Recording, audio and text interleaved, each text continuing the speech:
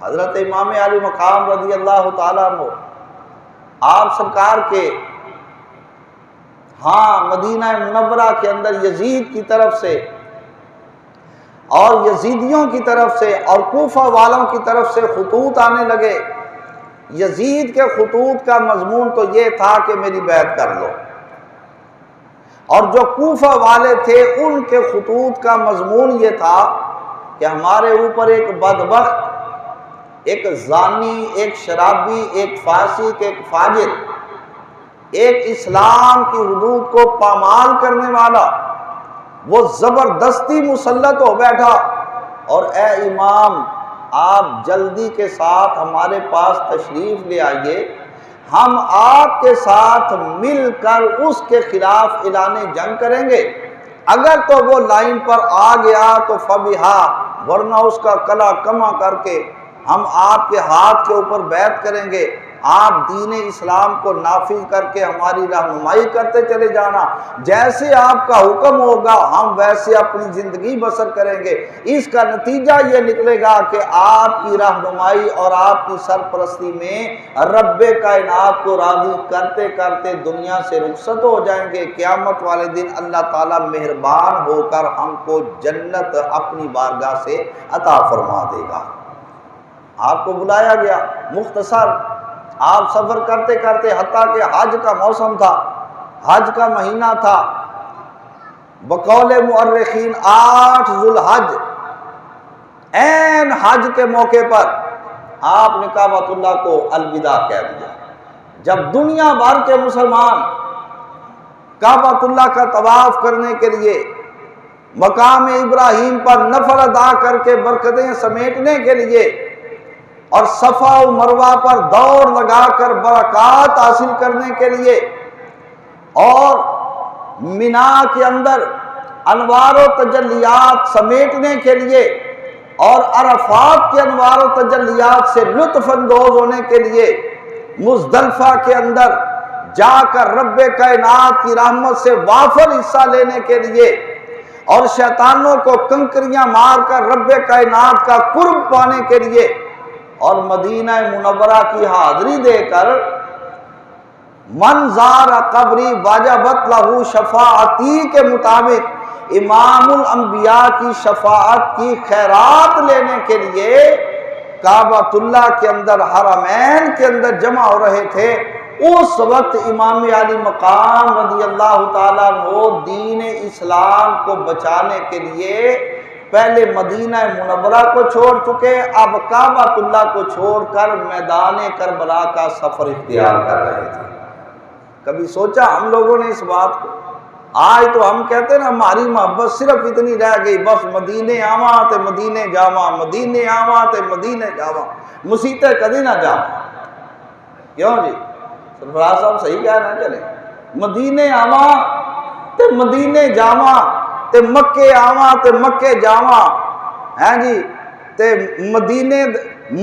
مسجد وچوں جے حی علی الصلاۃ حی علی الفلاح دی آواز آ جاوے تے جا کے مؤذن پھڑ کے زمین تے لمحہ پاواں کہ تو کون ہے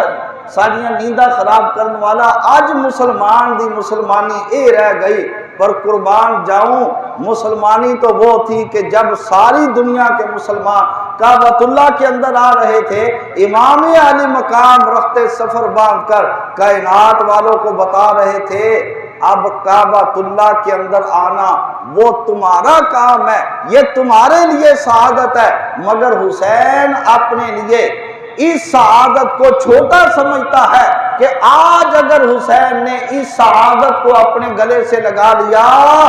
تو قیامت تک کے لیے اسلام کے درخت کو یا کھوکھلا کر کے رکھ دیا جائے گا یا اس کو اکھاڑ کے رکھ دیا جائے گا۔ اس کے بعد امت نمازیں پڑھے گی، اسلام کا پتہ نہیں ہوگا، نماز منہ پہ مار دی جائے گی۔ اس کے بعد امت حج بھی کرے گی، اسلام کا پتہ نہ ہوگا، حج منہ پہ مار دیا جائے گا۔ آج میرا اس کعبۃ اللہ کو عین اس موقع پر الوداع کہہ کر یہاں سے چلے جانا، یہ قیامت تک آنے والی میرے نانا مصطفیٰ کی امت کے ایمانوں کو ہمیشہ ہمیشہ ہمیشہ کے لیے محفوظ کر دے گی۔ میری قربانی کا نتیجہ یہ نکلے گا، اس کے بعد میری قربانی کے بعد جب میرے نانا مصطفیٰ کی امت نماز پڑھے گی،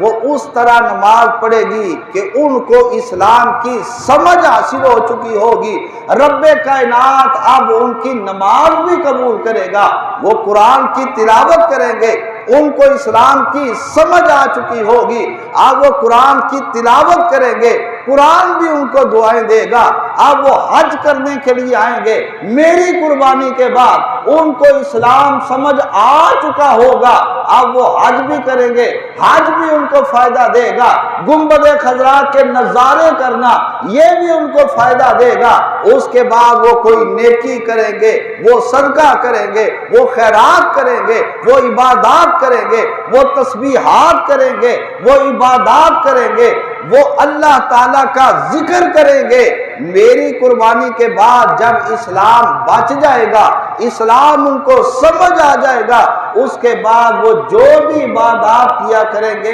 میری قربانی کی برکت اور اسلام کی سمجھ آنے کی برکت سے رب کائنات ان کی تمام عبادات کو اپنی بارگاہ میں قبول فرما لیا کرے گا۔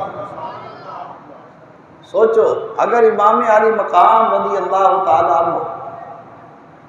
قربانی نہ دیتے تو کیا ہوتا؟ تو پھر کیا تھا؟ پھر گھر گھر یزید ہوتا، پھر اسلام کہاں ہوتا؟ اسلام تو کب کا مٹ چکا ہوتا۔ مگر اسلام کو اگر زندہ رکھا تو امام علی مقام رضی اللہ تعالی عنہ کے خون نے زندہ رکھا۔ اسلام کو زندہ رکھا تو سیدہ کائنات کے گلشن کے پھولوں کے خون نے زندہ رکھا۔ اسلام کو زندہ رکھا آقا نامدار علیہ السلام کے خان وعدے کی قربانیوں نے اسلام کو زندہ رکھا۔ اگر اسلام نہ بچتا آج دنیا کا نقشہ کچھ اور ہوتا۔ آج خدا جانے مساجد کے اندر عبادات کی بجائے کیا کچھ ہوتا، اور آج دنیا کا نقشہ دیکھنے والوں کو کچھ اور نظر آتا۔ یہ تو حسین پاک کا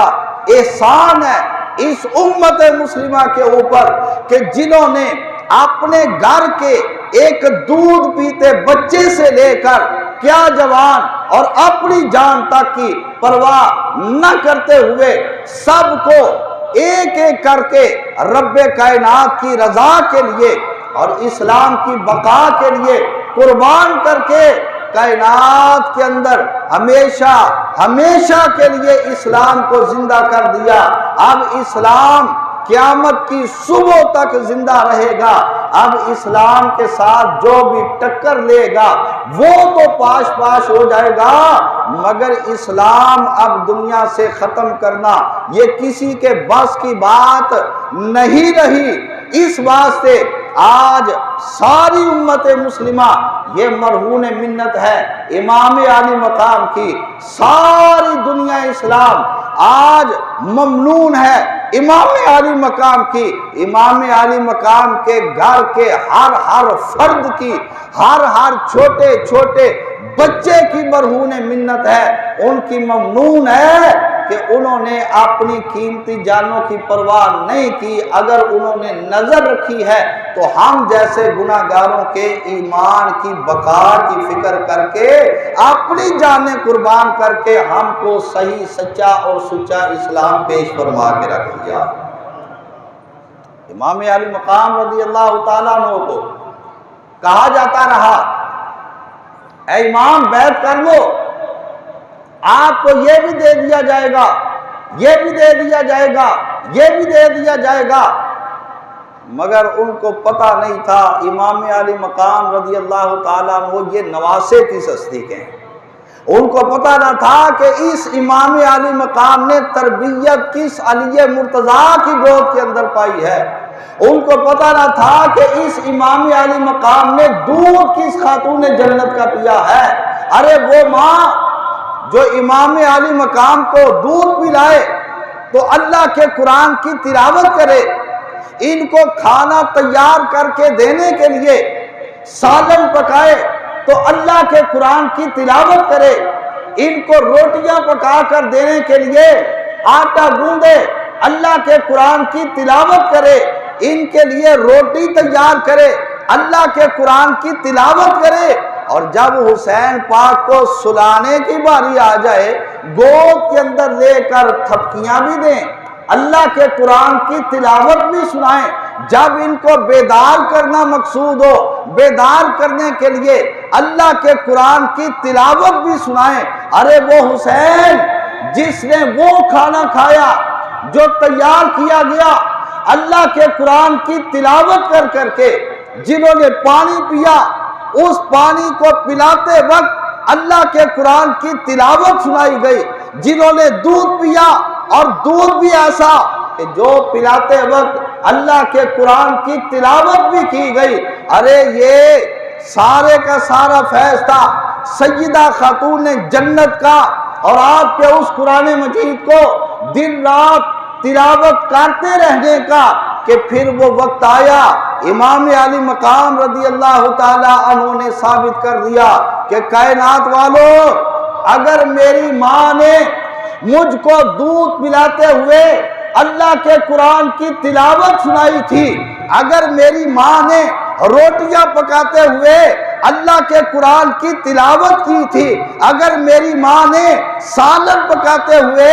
اللہ کے قرآن کی تلاوت کی تھی، اگر مجھے سلاتے ہوئے اللہ کے قرآن کی تلاوت کی تھی، اور اگر مجھے جگاتے ہوئے اللہ کے قرآن کی تلاوت کی تھی، تو یہ نہ سمجھنا ماں نے تلاوت کی تھی قرآن نے حسین پہ اثر کیا کیا، یہ نہ سمجھنا ماں تلاوت کرتی رہی شاید ان کا وقت ضائع ہوتا رہا، حسین کے اوپر قرآن کا رنگ ہی نہ چڑھ سکا۔ امام علی مقام نے بتا دیا میری ماں کی محنت، اس کی قدر میں نے اس طرح پا لی ہے، اس کا نتیجہ میں دنیا کے اندر تم کو اپنی زبان سے بیان کر کے سنا اور سمجھا نہیں سکتا، اس کا نتیجہ دیکھنا ہوگا تو جب حسین کا سر کٹ کے نیزے کی نوک پہ چڑھا ہوگا آ کے میرے سر کی زیارت کر دے گا۔